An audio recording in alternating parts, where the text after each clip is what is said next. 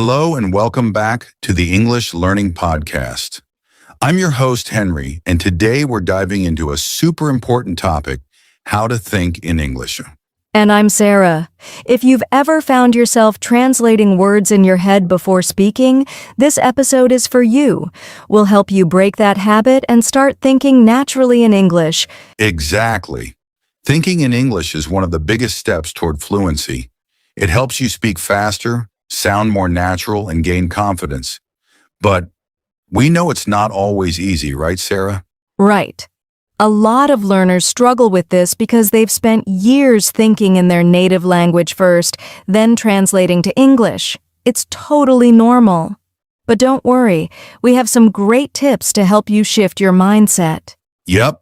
In this episode, we'll talk about why thinking in English is important, the challenges you might face, and most importantly, some fun and practical strategies to help you start thinking in English every day.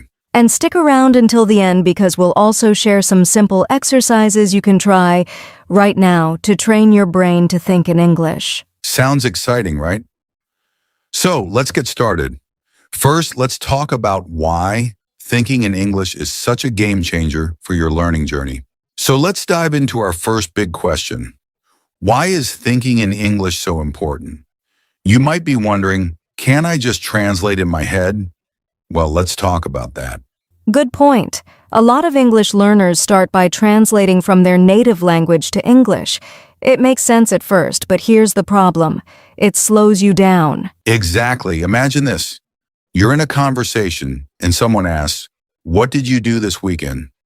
Instead of answering right away, your brain first thinks in your native language, then translates each word into English, and then you finally speak. That process takes time, and by the time you're ready to respond, the conversation might have already moved on. Right. And not only does it slow you down, but it can also make your sentences sound unnatural. Languages don't translate word for word. If you try to think in your native language first, you might end up saying something that doesn't sound quite right in English. Exactly. When you think directly in English, you don't have to worry about awkward translations. You can respond faster and more naturally. Plus, it helps you develop a real feel for the language instead of just memorizing rules. And let's not forget confidence. When you stop translating, you feel more comfortable speaking. You're not second-guessing every word. You just say it. That's a huge point, Sarah. Many learners hesitate because they're afraid of making mistakes.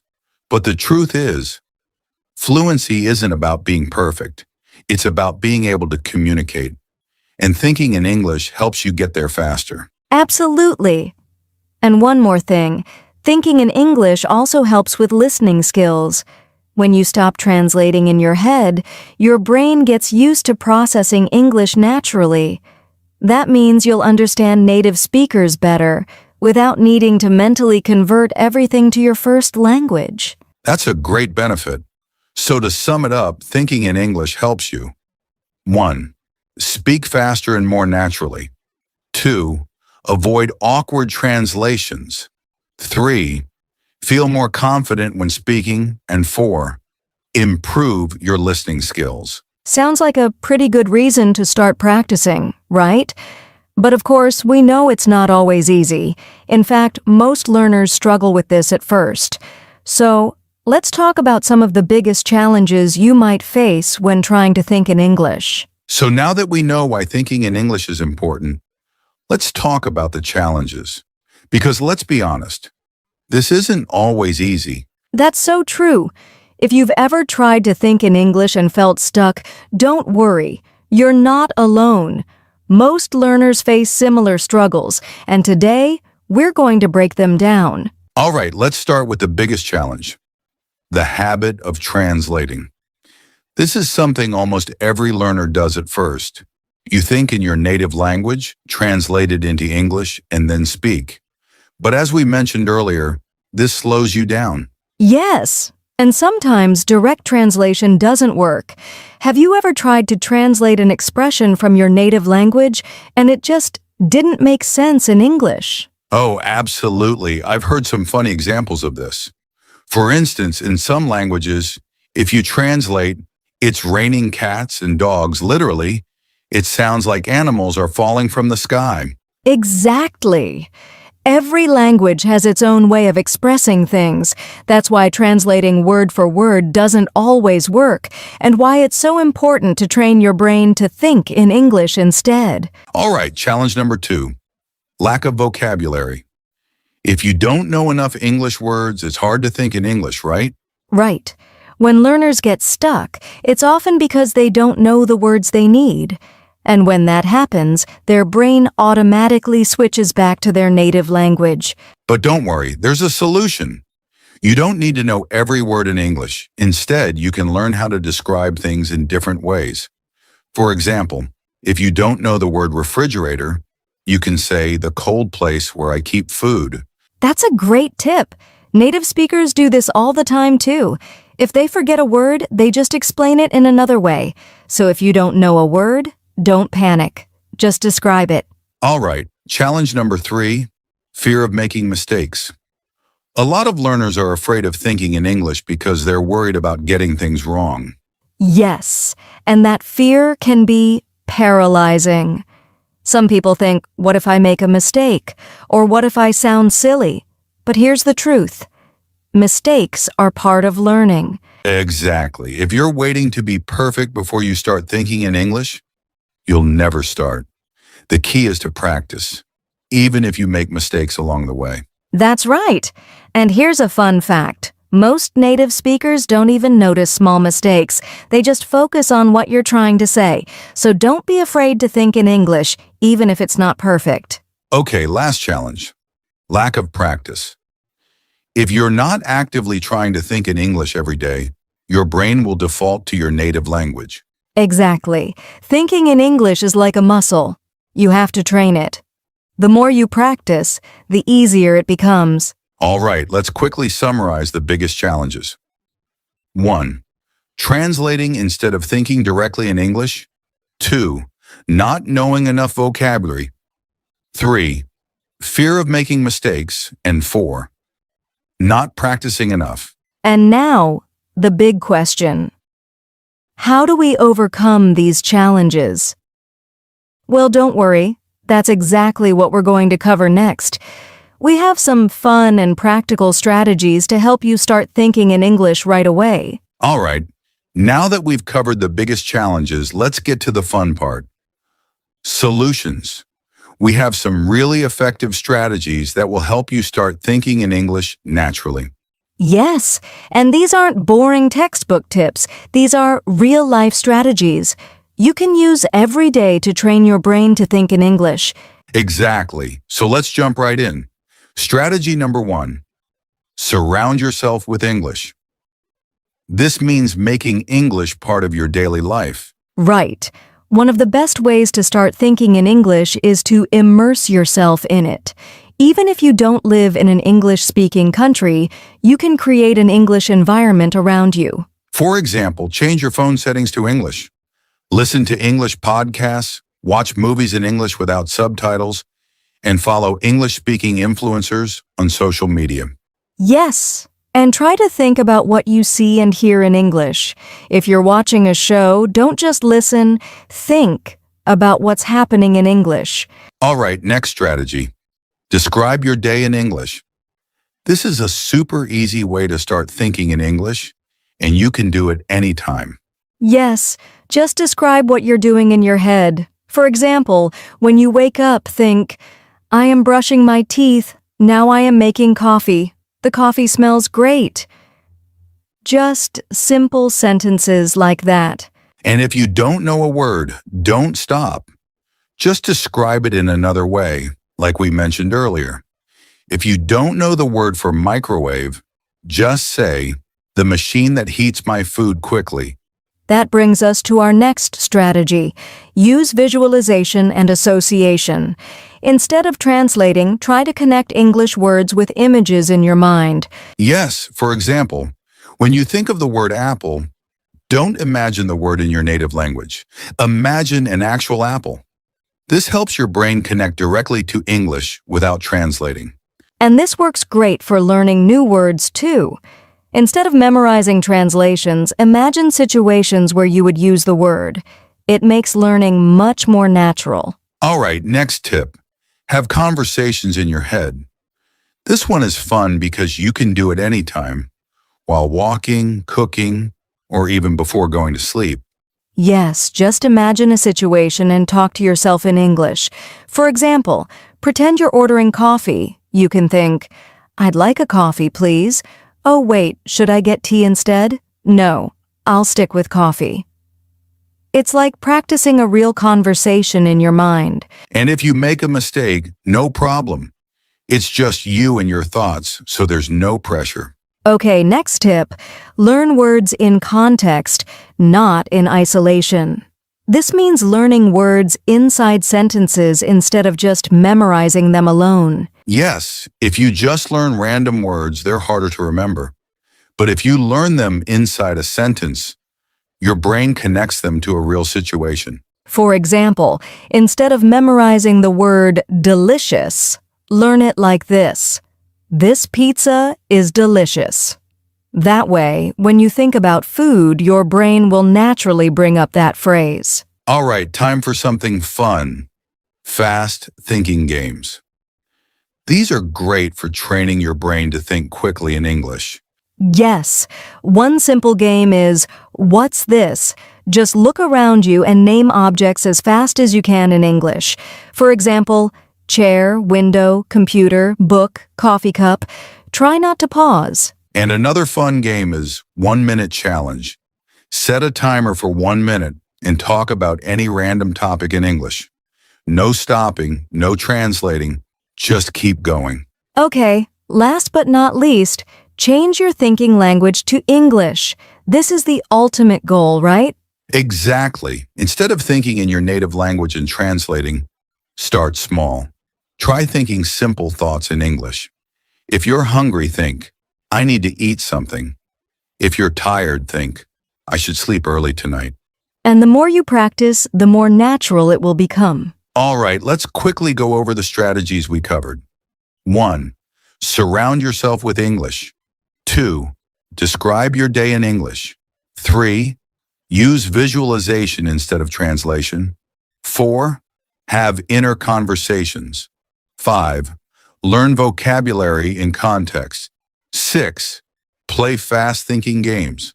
7. Change your thinking language to English. That's a lot of great tips. And remember, you don't have to do everything at once. Just start with 1 or 2 strategies and build from there. Exactly. Now, to make this even more fun, we have some simple brain training activities you can start doing right now. So let's move on to some fun exercises to help you think in English faster. All right, now that we've covered some great strategies, let's make things even more exciting. It's time for some fun activities that will help you start thinking in English without even realizing it. Yes, because let's be honest, learning a language should be fun. If you enjoy the process, you'll improve much faster. Exactly. So let's jump into our first fun activity, the 5-second object challenge. This one is super simple and perfect for training your brain to think quickly in English. Here's how it works. Look around you and name objects as fast as you can in English. Right. For example, if you're in your room, you might say lamp, bed, window, pillow, book. Just go as fast as possible. And don't overthink it. The goal is to get used to thinking in English instantly. If you don't know a word, describe it. Instead of remote control, you can say, "The thing I use to change TV channels." Okay, next activity, the 1-minute speaking challenge. This one is great for practicing fluency and thinking on your feet. Yes, just pick a random topic and speak about it for 1 minute without stopping.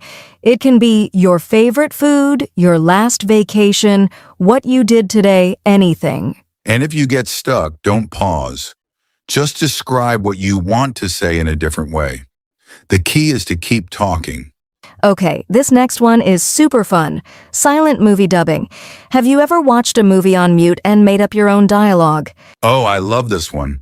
Just play a movie or a TV show on silent and try to make up the conversation in English. It can be totally serious or completely silly. Yes, this helps you think creatively in English and practice forming sentences in real time. All right, next game, storytelling with random words. This one helps with vocabulary and creativity. Here's how it works. Write down 5 random words. For example, banana, airplane, teacher, music, and elephant. Now make a short story using all those words. Oh, that sounds fun. So maybe something like, a teacher was eating a banana on an airplane when suddenly she saw an elephant dancing to music. Exactly. It doesn't have to make sense. The crazier, the better. The goal is just to think in English while being creative. All right, here's a fun mental exercise, the inner debate game. This is perfect if you like to challenge yourself. Yes. Just pick a simple topic, like, is coffee better than tea? And argue both sides in your head in English. For example, coffee gives me more energy, but tea is healthier. Coffee is great in the morning, but tea is relaxing at night. Just go back and forth like a real debate. This is great for practicing thinking in English because it forces you to develop ideas instead of just memorizing sentences. All right, last one. Describe a picture challenge. This is a simple but powerful way to train your brain to think in English. Just pick a random picture, maybe from a magazine, social media, or even a family photo, and describe everything you see in English. For example, if you see a picture of a beach, you could say, the sky is blue. There are people walking by the water. A boy is building a sandcastle. Yes, and if you want an extra challenge, try making up a short story about what's happening in the picture. Okay, let's do a quick recap of all the fun activities we covered today. 1. The 5-second object challenge. 2. The 1-minute speaking challenge. 3rd, silent movie dubbing. 4th, storytelling with random words. 5. The inner debate game. 6. Describe a picture challenge. These activities are fun, easy, and super effective. And the best part? You can do them anytime, anywhere. That's right. So if you're serious about thinking in English, try adding 1 or 2 of these activities to your daily routine. And speaking of routines, in our next section, we'll share some real-life success stories and personal experiences from people who have mastered the skill of thinking in English. Now that we've shared some powerful strategies and fun activities, let's talk about real people who have successfully trained themselves to think in English. Because trust me, if they can do it, so can you. Yes, we actually asked some of our listeners and English learners to share their experiences with us, and we got some amazing responses. All right, let's start with Maria from Brazil. She told us that at first she used to translate everything in her head, which made her feel slow and frustrated. But then she started using the Describe Your Day technique and the 1-minute speaking challenge. And after a few months, she found herself naturally thinking in English. That's incredible. Maria said she started with just a few simple thoughts in English, like I'm making breakfast or it's a sunny day. Then, little by little, her brain got used to it. And now, she even dreams in English sometimes. That's so cool. And speaking of dreams, we also heard from Amit from India. He told us that watching movies in English really helped him. But what made the biggest difference was the silent movie dubbing game. Yes. Amit said that at first, he was afraid of speaking English because he thought he would make too many mistakes. But by doing this fun activity alone, he built confidence. Now he thinks in English without even trying. That's such a great example. And then there's Lena from Spain. She told us that one of the biggest breakthroughs for her was talking to herself in English. At first, she felt silly, but over time, it became second nature. Now, when she faces an everyday situation, like choosing what to eat or planning her day, she automatically thinks about it in English. That's amazing. And it just goes to show the more you practice, the more natural it becomes. It's not about being perfect. It's about getting comfortable with the language. Absolutely, and we want to hear from more of you. If you've tried any of the strategies we talked about today, send us a message or comment on our podcast. We'd love to feature more listener stories in the future. Yes, and now let's wrap things up with our final thoughts and a special challenge for you to start thinking in English today. Wow, we've covered a lot today. We talked about why thinking in English is so important, the challenges learners face, and the best strategies and fun activities to help you train your brain. Yes, and we've also heard inspiring stories from real learners who have successfully made the switch to thinking in English. So now the big question is, what's next? How can you take action today? Well, here's our challenge for you. Pick just one strategy from today's episode and start using it right now. That's right. Maybe you start by describing your day in English, or maybe you try the 5-second object challenge. Whatever you choose, make it simple and fun. And remember, thinking in English isn't about being perfect. It's about practicing consistently. If you do a little every day, you'll be amazed at how much progress you make. And don't forget, we're here to support you. If you enjoyed this episode, let us know which strategy you're trying first. Leave a comment, send us a message, or tag us on social media using the hashtag ThinkInEnglishChallenge. Yes. And if you found this podcast helpful, don't forget to subscribe, leave a review, and share it with a friend who's learning English. Let's help more people think in English with confidence. Thanks so much for listening. Keep practicing, keep thinking in English, and we'll see you in the next episode. And that's a wrap for today's episode of the English Learning Podcast. We hope you found these tips and activities helpful in training your brain to think in English. Yes. And remember, the key is to be consistent.